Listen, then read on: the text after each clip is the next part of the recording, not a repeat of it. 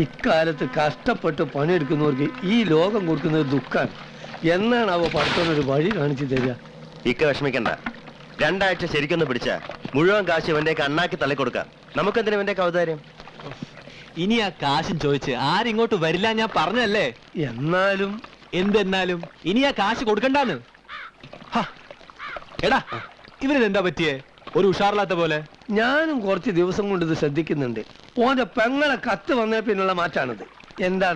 എന്താ കാര്യം? ഒരലെന്തിനാ മദ്ദളത്തോടെ എന്ന് വിഷമം പറയുന്ന? എന്നാലും നീ ഒന്ന് പറ, ഞങ്ങളൊന്ന് കേക്കട്ടെ.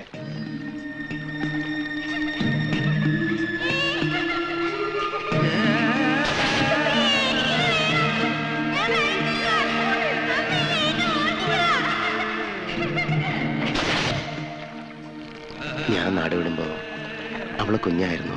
അഞ്ജലി മരിച്ചുപോയ എൻ്റെ അമ്മയുടെ മുഖമായിരുന്നു അവൾക്ക്. അവള് പ്രായപൂർത്തിയായി എന്നറിഞ്ഞ അന്ന് തുടങ്ങിയതാ എൻ്റെ നെഞ്ചിലെത്തി. ഒരു സഹോദരന്റെ സ്ഥാനത്ത് നിന്ന് ഞാൻ അവൾക്ക് എന്താ ചെയ്തു കൊടുത്ത? അല്ല, അവളുടെ കാര്യങ്ങളൊക്കെ നോക്കാൻ നിന്റെ ചേച്ചി ഉണ്ടെന്നല്ലേ പറഞ്ഞത്? ഇപ്പൊ അവളുടെ കാര്യങ്ങളൊക്കെ ചേച്ചിയുടെ കെട്ടിയോ നോക്കിക്കോളാമെന്ന്.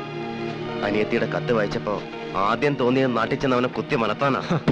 അപ്പൊ വിധവയാകുന്നത് നിന്റെ ചേച്ചിയാണെന്നുള്ള കാര്യം നീ മറന്നു. ചിന്തിച്ചിട്ട് ഒരു പിടിയും കിട്ടുന്നില്ല. അനുജത്തിനെ നമുക്ക് ഇങ്ങോട്ട് വരുത്തിയാലോ? എന്നിട്ട് ഓള് ചെറിയ കുട്ടിയല്ലേ, നമുക്ക് എന്തെങ്കിലും പഠിക്കാനേക്കാ, അല്ലെങ്കിൽ എന്തെങ്കിലും ജോലി ആക്കി കൊടുക്കാം. ഞാൻ അതും അല്ലേ നല്ല ഒത്തൊരു പയ്യനെ കിട്ടുക നിക്കാതെ അയക്കാന്ന്. അവൾക്ക് വേണ്ടി ഞാൻ കരുതിയിരുന്ന കാശ ലാലൻ ചേട്ടായി പറഞ്ഞിട്ട് അന്ന് മൂസാക്കടയിൽ നിന്ന് വാങ്ങി മജീദിന് കൊടുത്തത്. അതിനിപ്പോ എന്ത് പറ്റി? ആ കാശ് ഞാൻ വാങ്ങിച്ചു തരും. നിനക്കിപ്പോ വേണോ? അയ്യോ, ഞാൻ ദേഷ്യപ്പെടാനല്ല പറഞ്ഞത്. ശരി, ഞാൻ പോണു. ചേട്ടായി ബോട്ടൽ വരുന്നോ? ഇല്ല, നാളെ കാണാം. ആ, പെങ്ങടെ കാര്യം മൂസാക്ക പറഞ്ഞ പോലെ ചെയ്യും. ശരി. ആ,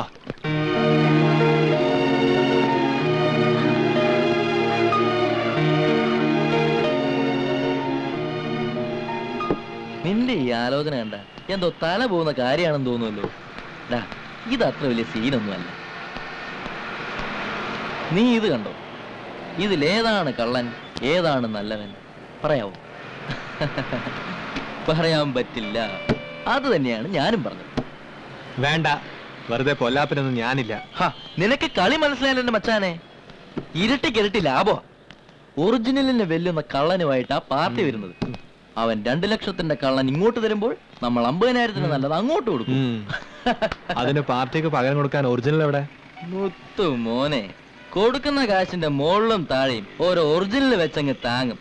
നോട്ട് കൈമാറുന്ന ബഹളത്തിനിടയിൽ ഇതൊക്കെ ആര് ശ്രദ്ധിക്കാൻ? ആഗോള ഉടായപ്പിന്റെ പ്രസിഡന്റിനാണ് നീ ബുദ്ധി പറഞ്ഞിരുന്നത്. എന്നിട്ട് ഈ കള്ളനോട്ടും ചുമന്നുകൊണ്ട് നമ്മൾ റോട്ടിലോട്ട് ഇറങ്ങും. അവസാനം പൂജ പുരയിലിരിക്കും. നിന്റെ ഈ ഒടുക്കത്ത സംശയം കാരണം എത്ര നല്ല ബിസിനസ്സുകളാണ് പൊളിഞ്ഞത്.